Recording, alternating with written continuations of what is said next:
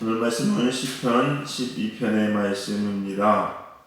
이 시편 12편은요, 다윗이 자신이 다스리는 그 이스라엘 상황을 보면서 탄식하며 지은 시입니다. 자기가 우리나라가 어떤가 딱 봤더니 탄식밖에 안 나오는 거예요.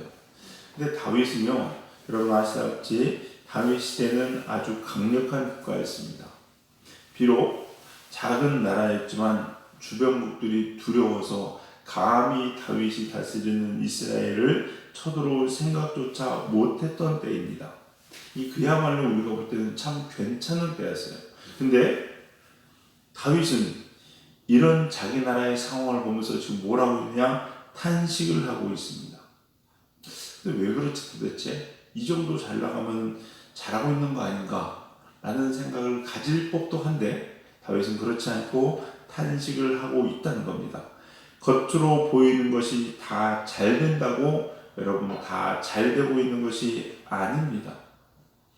겉으로 보이는 것이 아니라 내 이 안에 영이 바로 서야 진짜 잘 되는 겁니다.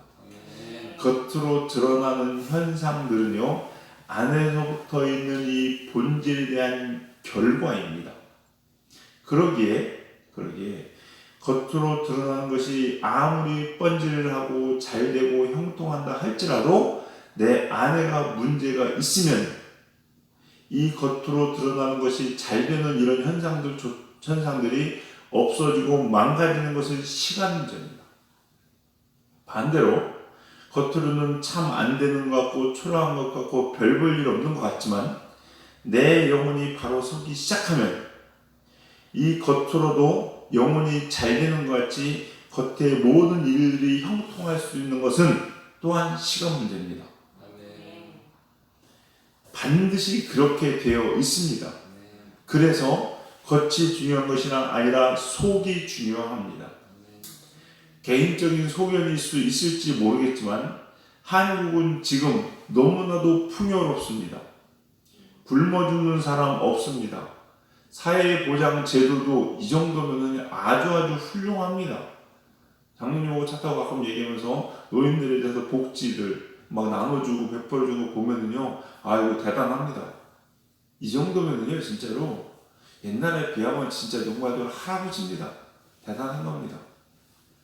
그렇다고 위기가 아니냐? 아니요, 저는 지금이 훨씬 위기인 것 같습니다. 오히려 제가 보기에 1970년대 참 넉넉하지 못했던 그때가 훨씬 더 견고한 때였고 희망이 있는 때였습니다. 그러나 지금은 훨씬 더 위기인 것 같습니다. 아주 심각한 때라는 생각이 참 많이 듭니다. 세계의 가장 강대국이라고 얘기하는 미국도 마찬가지인 것 같아요. 미국의 최고의 전성기는 개인적인 소견입니다. 어디 가서 이렇게 얘기하면 또 근거를 대봐라 얘기하면 무슨 얘기를 하겠습니까? 그러나 제가 볼 때는요, 오히려 미국이 개척기일 때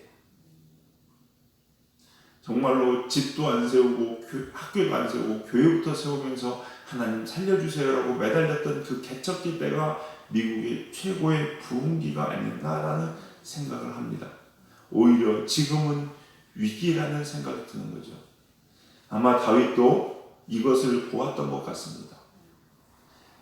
오히려 다윗의 인생에서는요, 사울에게 쫓기던 그 시기, 하나님밖에 의지할 것 없던 그 시기, 날마다 눈 뜨면은 하나님이 나를 오늘 어떻게 지켜주셔야 되나 이런 생각으로 하나님 찾았던 그 시기가 오히려 다윗에게는 부흥기였던 것 같고, 비록 전쟁을 하고 있지만 왕궁에서 여러분 전쟁하는데 아침 오후까지 잠을 잔다. 이거는요, 그 전쟁이 자기한테 그렇게 중요하지 않은 거예요. 그게 무슨 얘기냐? 질 거라고 생각을 하는 거예요. 싸우면 싸울수록 자기한테 유익인 거예요. 전쟁에서 이겨서 전유물을 취할 수 있는 기회이기도 하잖아요. 또 좋은 거예요. 그런 확신이 있었던 것 같아요. 오히려 그런 다윗의 시기는 다윗에게는 위기였다는 거죠. 다윗이 범죄한 것을 보면요, 사울에게 쫓기던 시기가 아니라 평안하였던 그 시기에 밧세바와 범죄하였고, 자기의 국력이 갖춰졌을 때 인구조사함으로 하나님으로부터 징계를 받습니다. 그때가 진짜 위기라는 거죠. 오늘 본문도 그렇습니다. 우리 인생에서 나라 민족을 비롯한 우리 모든 전체 삶에서 위기는 언제인가? 다윗은 이렇게 정의합니다. 1절에서 뭐라고 얘기합니까? 경건한 자가 끊어지고 충실한 자가 없다. 이때가 위기인 거예요. 경건한 자가 얼만큼 있느냐? 그런데 그게 없어요. 충실한 자가 없다는 겁니다. 여러분, 경건은요, 이 충실은요, 여러분 경제적인 풍요나 생활의 편리함이 아닙니다. 그 기준이 아니에요. 세상적인 기준이 절대 아닙니다. 여기서 경건과 충실, 그리고 악인의 개념은 뭐냐? 사회적 정의가 아니라 하나님 말씀의 기준을 둔 개념입니다. 이렇게 경건한 자와 충실한 자가 없어지고 8절에 보니까 악인이 날뛴다고 얘기합니다.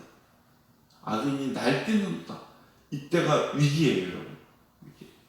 충실도 마찬가지입니다. 경건은 여러분 야고보서 1장 27절 너무나도 잘하는 말씀이죠, 여러분요. 남을 도와주고 가난한 자라 고아를 환난 날에 돌봅니다. 그리고 자신을 세상에 물들이지 않도록 구별하는 자, 이게 경건이거든요. 그러면 충실은 뭘까요? 충실은 마찬가지입니다. 마음을 다해서 하나님의 일을 하는 사람, 하나님께 충성하는 게 충실. 그 일꾼이 없다는 거예요, 여러분. 위기라는 것은 하나님 말씀, 하나님의 주권에 서지 못하고, 즉 뭐냐, 인본주의적인 삶이 지배하는 그때가 바로 위기라는 거예요. 하나님의 말씀의 기준이 아닌 이 세상의 사람들, 악인들이 날뛰는 때가 바로 위기라고 이야기합니다. 악인은 세상에서 날뛰면서 무엇을 하겠습니까? 뭐 하는지 알려드릴까요? 오늘 본문에 이야기합니다. 4절 한번 읽어보겠습니다. 4절 같이 읽겠습니다. 시작. 그들이 말하기를 우리의 혀가 이기리라. 우리 입술은 우리 것이니 우리를 주관할 자 누구리요 하노라. 자, 악인은요 다른 게 아니에요, 여러분. 지금 이거, 야, 내가 내 입으로 내 말하는데 네가 무슨 상관이야? 이게 악인이에요. 야, 내 몸뚱이 가지고 내가 내 마음대로 즐기겠다는데 네가 뭘 상관이야? 나한테 그럴 권리가 없어? 내 몸이야. 내 돈 가지고 내가 쓰겠다는데 네가 뭘 신경 써? 이게 악인이에요. 요즘 얘기 드릴까요? 동성애 얘기하는 겁니다. 야, 내가 내 몸 가지고 내가 즐기겠다는데 저 사람과 나하고 합이 맞아가지고 그렇게 하겠다는데 우리 다 좋아. 근데 네가 왜 간섭이야? 네가 내 주인이야? 이게 악인이에요, 여러분. 이게 위기라는 겁니다, 여러분. 다른 거 아니에요. 하나님 거라고 인정 못하는 거예요, 여러분. 나의 주인을 하나님으로 인정 못하는 그런 사람들이 가득 찬 세상이 악인이 가득 찬 세상인 거예요. 근데 요즘 보세요. 위기죠. 위기예요. 신권, 하나님의 권리, 하나님의 주권을 인정하지 않습니다. 다 뭡니까? 인권. 나예요, 나. 나라는 겁니다. 근데 왜 자꾸 뭐라고 간섭하냐? 교회가 싫은 거죠. 왜? 네 몸이 네 게 아니래. 그러니까 짜증나는 거예요. 내 몸이 내 거지. 왜 내 거 아니라고 얘기하는 거지. 하나님 거래. 하나님이 뭔데? 나 하나님 본 적도 없고 안 죽고 못하는데. 아니, 내 앞에 나타나라고 그래. 그러지 않으면서 뭘 그런 얘기 하냐는 거죠. 그럼 내가 하고 싶은 대로 하겠다는 거예요. 이게 악인이에요, 여러분. 하나님 통치하는 거, 야, 무슨 얘기야. 대통령실에 뻗어져 있는데. 그 사람이 가지고 있는 말이야, 정의. 그 사람이 가지고 있는 신념. 이거에서 나를 통치하겠다는데, 우리는 그 신념을 보고 뽑았는데, 이런 얘기 하고 있는 거예요, 여러분. 그러니까 위기인 거예요, 여러분. 위기인 거예요. 세상에 하나님의 정의와 공의, 하나님 방식대로 행하는 사람들이 아니라 아첨하고 거짓말로 말하는 사람들, 이런 악인들에 의해서 하나님의 사람들이 설 자리가 없어지고 끊어지는 상태가 진짜 위기입니다, 여러분. 지금 그런 심각한 공격을 받고 있잖아요. 하나님의 뜻대로 해야 된다라고 이야기하는 이 교회에 대해서 심각한 공격을 받고 있는 겁니다, 여러분. 그거 아니라고. 그게 바로 위기인 겁니다, 여러분. 교회도 마찬가지입니다, 여러분. 교회도 하나님 말씀보다 사람들의 편의와 사람들의 기분 이거 따라가면 교회는 위기예요. 하나님의 사역 감당하지 않고 우리끼리 잘 먹고 잘 살고 복 받는 것만 최선을 다하는 공동체는요 위기입니다, 여러분. 재단의 위기는 뭐겠습니까? 다른 거 아닙니다. 하나님의 말씀을 하나님의 말씀대로 정확하게 전하지 못하고 성도들 눈치 보는 때가 오면 그게 위기입니다, 여러분. 진짜 심각한 거예요. 여러분의 삶도 마찬가지입니다. 어떤 때가 위기인지 아셔야 돼요. 등 따시고 발부르기 때문에 별 문제 없고 걱정 없고 자녀들은 학교에서 1, 2등 하고 좋은 대학 가고 남편 사업 잘 되고 나는 건강하고 자꾸 늙지도 않는 것 같고 어쩌다가 보톡스에 맞았더니 이것도 다른 사람은 한 달이면 없어진다는 거 나는 한 6개월씩 가고 이랬더니 뭐 그게 축복이라는 거예요. 아니에요, 여러분. 위기예요, 위기. 진짜 위기는요, 여러분이 죄 졌는데도 여러분 삶에 아무런 문제가 없으면 그게 위기예요, 여러분. 아셔야 돼요. 그렇죠? 다윗은 이걸 봤던 겁니다. 우리 사랑하는 성도님들, 이 위기를 아는 게 참 중요합니다. 그래야 대책을 세우죠. 그래야 방향 전환이 되지 않겠습니까? 우리 성도님들 깨어서 위기가 언젠지 아는 여러분 되시길 주님의 이름으로 간절히 축원합니다. 두 번째는요, 그럼 어떻게 해야 됩니까? 위기를 알았으면 어떻게 해야 될까요? 뭘 어떻게 합니까? 기도해야죠. 위기라는 걸 알았으면 기도해야죠. 이 나라의 민족이 위기라는 걸 알았으면 기도하셔야 됩니다. 왜 교회마다 기도할 때 나라 민족을 위해서 기도하는지 아세요? 우리 교회 누구만들 내코가 석자인데 다 우리 교회 부흥만을 위해서 기도하고 사람들 오기만을 위해서 기도해야 되지 않는 거냐? 아니요, 그렇지 않습니다, 여러분. 오이면 뭐합니까? 나라가 잘못되면 교회가 없어지는 거 한순간입니다. 여러분, 기도하셔야 돼요. 특별히 여러분, 중보기도 하셔야 됩니다. 위기 때는요, 중보기도가 너무너무 중요합니다. 하나님의 도우심을 구해야 돼요. 다윗은 보세요. 맨 처음에 시작이 뭡니까? 여호와여 도우소서. 여호와여 도우소서. 이거밖에 답이 없어요. 위기에서 벗어날 수 있는 길은, 이 문제가 해결될 수 있는 길은요, 여호와여 도우소서. 하나님이 하지 않으면 아무것도 안 됩니다. 그 하나님이 하실 수 있게 하는 유일한 방법은 뭔지 아십니까? 그게 기도예요.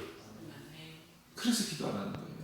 그래서 디모데전서 2장 1절에서 2절입니다. 그러므로 내가 첫째로 권하노니 모든 사람을 위하여 간구와 기도와 도고와 감사를 하되 임금들과 높은 지위에 있는 모든 사람을 위하여 하라. 이는 우리가 모든 경건과 단정함으로 고요하고 평안한 생활을 하여 함이라.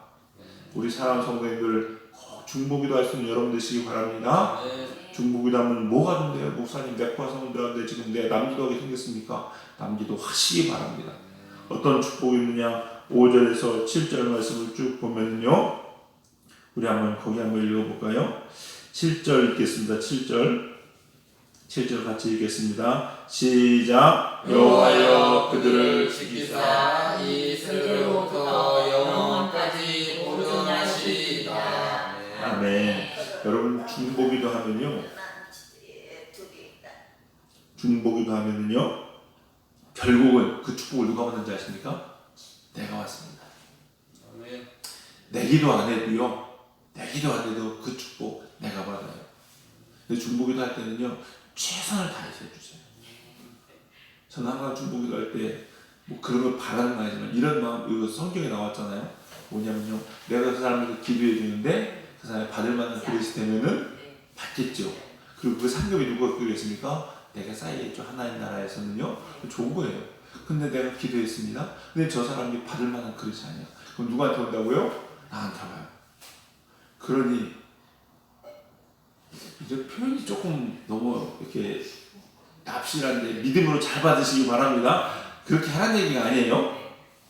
중보기도 하라는 의미로 말씀드리는 겁니다. 최선을 다해서 하라는 의미로 말씀드리는 거예요. 저 사람이 받을 만한 그릇이 아닌데 내가 아무리 기도해서 설득을 하고 뭐 하라고 그러면 안 된다고 얘기하고 기도하고 제발 좀 뭐 하라고 기도하라고 기도해서 마음껏 기도하고 축복해 줬는데 받을 만한 그러지 않는데 그러면 누구한테 오겠어요? 나한테 오잖아요. 근데 저 사람 저만큼 많이 축복받는데 내가 배 아플 것 같은데? 근데 조금만 축복해도 해줬어. 근데 제가 그것도 받을 만한 그릇이 안 돼서 돌아와서 조금만 돌아오잖아요. 그러니까 이게 그렇게 그러니까 오해를 하시면 안 돼요, 여러분. 그만큼 최선을 다해서 기도해 주시라는 얘기예요. 네. 마음을 다해서 정말로 나의 일처럼 기도해 주시라는 얘기예요. 알죠? 오해할까봐 겁납니다. 네, 그런 게 아니라 정말로 최선을 다해서 기도해 주세요. 그게 저도 살고 나도 사는 길입니다. 나라도 살고 교회도 살고 우리 모두 사는 길이에요. 다윗 보세요. 다윗은요 왕이 뭐가 부족하겠습니까? 까짓거 이거 사람들 뭐 그냥 가난한 사람들 어떤 사람들 있다고 해서 자기 삶에 큰 문제가 있었을까요? 아니에요. 다윗은요 최선을 다해서 기도하고 안타까운 마음으로 기도했습니다. 우리 성도님들 저와 여러분도 나라 민족을 위해서 그리고 우리 주변에 있는 우리 성도님들과 여러분의 아는 모든 사람들을 위해서 이렇게 기도할 수 있는 저와 여러분이 되시기를 주님의 이름 간절히 축원합니다. 그리고 여러분 늘 돌아보셔서 정말로 내 삶의 위기의 때가 언제이고 더 나아가서 교회와 이 나라 민족의 위기의 때가 언제인지 분별할 수 있는 눈을 가지시고 안타까운 마음으로 주님의 마음으로 기도할 수 있는 저와 여러분이 되시기를 주님의 이름으로 간절히 축원합니다. 기도하시겠습니다. 사랑과 은혜가 충만하신 주님 감사합니다. 하나님 저희들 눈 감은 자로 귀 닫은 자로 허락하지 두지 아니하시고 눈을 뜨게 하시며 귀를 열게 하여 하나님의 일들을 보게 하시니 주님 감사합니다. 하나님 늘 깨어 있어서 정말로 위기가 무엇인지 정말로 하나님의 축복이 무엇인지 분별하고 아는 저희들 되게 하여 주시옵시사. 위기 때에 주님 앞에 마음을 다하여 기도하는 저희들 되게 하시고 축복의 때에 입을 열어 하나님을 찬양하는 복된 우리 성도님들 될 수 있도록 인도하여 주시옵소서.